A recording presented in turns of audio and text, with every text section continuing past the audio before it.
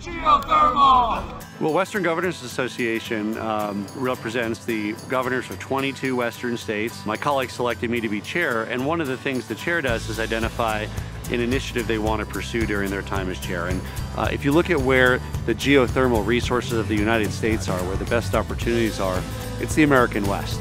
The American West is a leader in all forms of energy, and the heat beneath our feet is an easy opportunity to really tap a form of energy that's already there, save people money, and increase reliability. WGA is excited to kick off our Heat Beneath Our Feet initiative right here at Colorado Mesa University. This is the first of several tours we'll take to facilitate conversations and explore the technology, policy, and markets of geothermal deployment, as well as scalability of the technology. We're so excited by the work that CMU is doing, and it's really an example of the kind of collaboration we need, because it isn't just about Mesa, it's also about the work with the school district, with nearby homeowners, about how once we built this great geothermal heating and cooling system, how we can leverage off of that to help expand the benefits and savings to the community. Our system at Colorado Mesa University started in '07, I believe. Over time, it's grown to serving not only one building, but 16 buildings across campus. Long stretches of high-density polyethylene pipes are buried deep underground, where temperatures remain steady at approximately 60 degrees Fahrenheit all year long. Water is pumped through the pipes, creating a closed-loop system that allows the water to be continuously recycled. As it moves through the underground pipes, thermal energy is exchanged with the water, either heating or cooling the liquid, depending on the time of year. In the winter, the temperature underground is warmer than the surface air.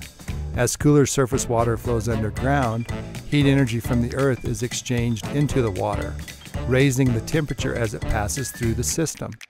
When the heated water returns to the surface, it passes through a heat exchanger, which extracts heat from the line. The extracted heat is then carried through the building to warm spaces as needed. In the summer, that process is reversed and water is cooled as it passes through the closed loop. Additionally, our system uses the same concept to harness excess heat that builds up in our buildings.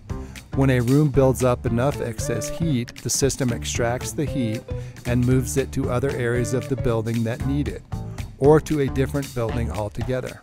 You know, part of the reason that geothermal is so attractive today is the changes in the electricity grid. As we've gotten more and more wind and solar, it becomes important to have other forms of non-polluting energy generation that can operate 24/7 and complement that variable wind and solar. Drilling is cheaper than it used to be, heat pumps are cheaper than they used to be, and there's new technologies like enhanced geothermal that will allow geothermal electricity production in many additional places. When you're tapping into energy in the earth that's just sitting there, there's no inflation on energy in the earth. It's an absolute hedge against future inflation on energy costs. Ultimately, that energy that you're tapping into and circulating throughout the campus is basically free heat. It's monumental to see the cost savings, right? We're talking about millions of dollars saved, we're talking about 15 million kilowatt hours, and that's translating directly back into students' pockets, right? My tuition this year was 2% cheaper because of the Geo-Exchange program all around us. You know, CMU has been a real pioneer on using geothermal for a campus, and I think of that system as, you know, one of Colorado's hidden gems that hopefully will be hidden no more, and will be an example for not only university campuses, but corporate campuses and all sorts of new neighborhoods across the state. What they're doing is really some trend setting and creating a larger infrastructure for the future. For example, Grand Junction High School could tie into the geothermal exchange that CMU has built, or other businesses or other nonprofits, you name it, could tap into this. So it could impact, and it probably will impact at some point, the greater community. The university has been incredibly responsive to the needs of our community and is really focused on producing graduates that meet the needs of our businesses and our community in general.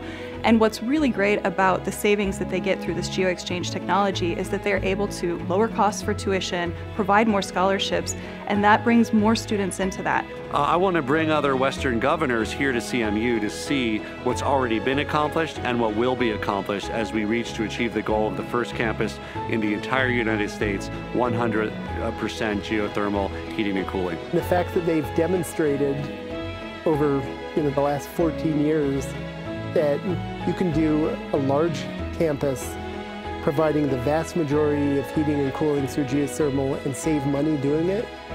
I think that demonstration is just a really important one, and that I hope campuses and developers across Colorado and the West pay attention to.